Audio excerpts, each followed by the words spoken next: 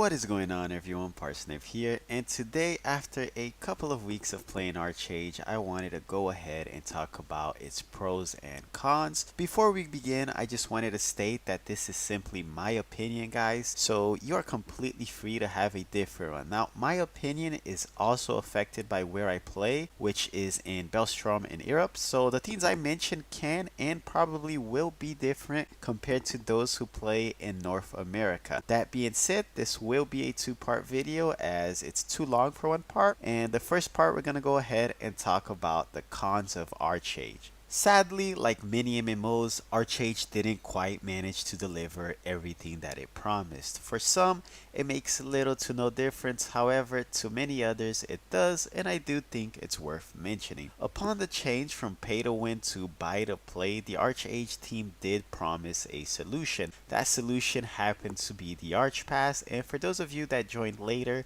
or simply don't know, the Arch Pass was a system intended to reward players through the form of daily missions, things like killing mobs in a certain zone and whatnot. The problem with this, and I'll try to keep it short as this subject has been covered by a multitude of players, pretty much everyone in the forums and YouTube and Twitch and whatnot. And the problem with this was the exploits from the Arch Pass.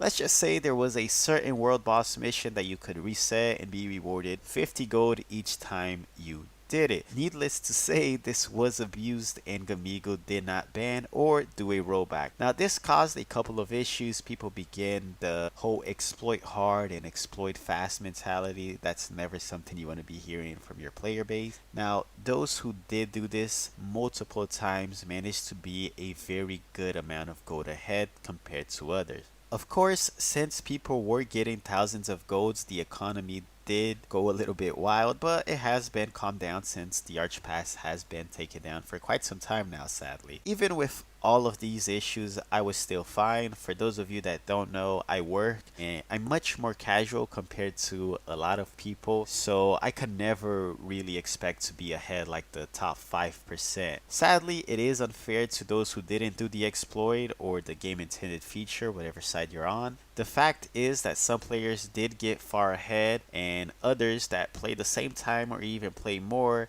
did not go ahead, and that's a sad reality that we didn't need at the start of the launch for this game. So let's go ahead and move on from this and talk about the compensation. So since the Arch Pass was disabled, we were meant to get some sort of compensation. The first time they did this, they wanted to do it through the glyph side, and most of us do know how that went. Players did manage to get 2 times the amount of compensation, while the majority got 0. Now they quickly disabled it, but again, this caused even more players to be ahead compared to those who didn't. Up to this day, nothing has been done about it. As for me, I did manage to get 1 compensation from the glyph site. If I'm not mistaken, it was 7 labor pots, which is 1,000 labor each, so 7,000 labor and 45 diligence ahead. People who got 2 would be 14k labor and 90 diligence ahead. Now, a quick for your information, diligence right now is worth a ton amount of gold. Back then, it was worth even more, and this caused the general population to lose their trust in Gamigo even more than before the first exploit, as they never really did address a rollback or ban players or anything like that or try to balance it out. There was a bunch of debates about this. Sadly, nothing was done, and the only thing we can do right now is just move forward. Now this does bring us another problem, which is sadly the lack of information and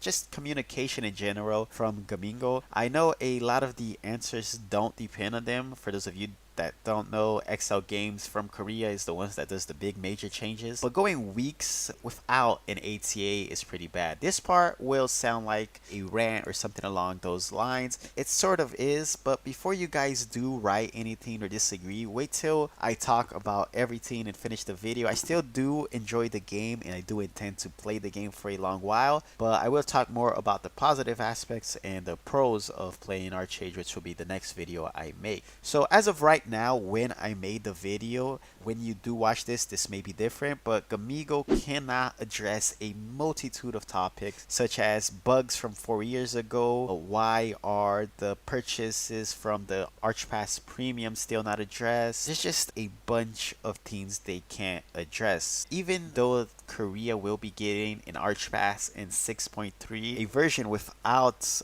gold, even though from what I understood, sadly I can't confirm it because it's not out, it's in Korean, but it will be pay to win. But how can Korea get the Arch Pass before us? Ours has been down for over a month now, so I really hope that they do talk about this or something along those lines. And before I forget, guys, I will be putting the references for all of this so you guys don't think I'm just making stuff up.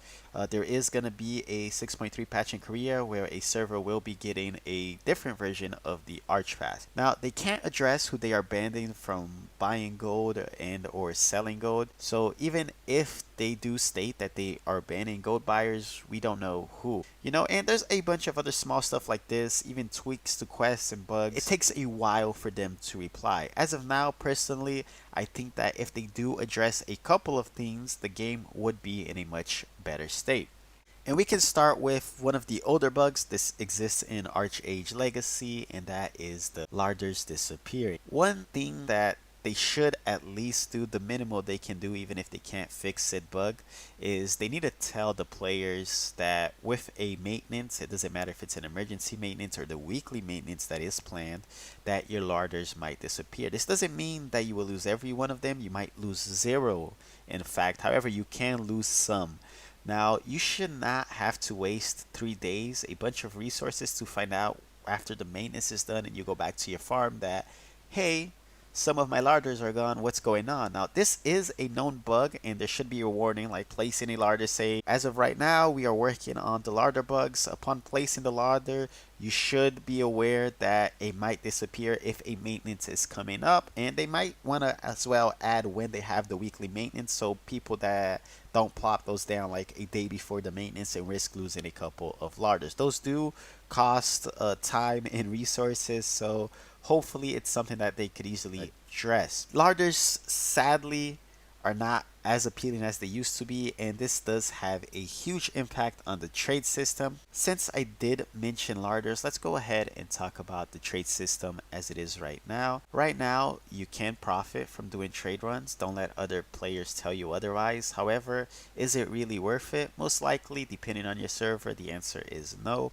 Packs are not giving very good silver per labor. Chances are you have to turn it in a war zone, and that brings up the risks and all of that. It's a lot of math. There's a lot of forums. There's a lot of people talking about it. You could just search Archeage Unchained Reddit, and just opening it, you'll probably find someone talking about the trade system and the values and all of that. A lot of people do get a lot into details as how much they're making, how many runs they did, the risks and all of that. So if you want to get more into detail as to why trade runs are not as good as they used to be, or why you should be doing something else instead of trade run, just do a quick search on Reddit and you'll find a lot of information on that. Now, I won't be going into the debate of the old trade system. Is it better compared to now? Personally, I do prefer the old trade system. I really don't care if they change it back or not. However, I do wish that they fix the rates, you know, turning in packs that are almost always below 65%.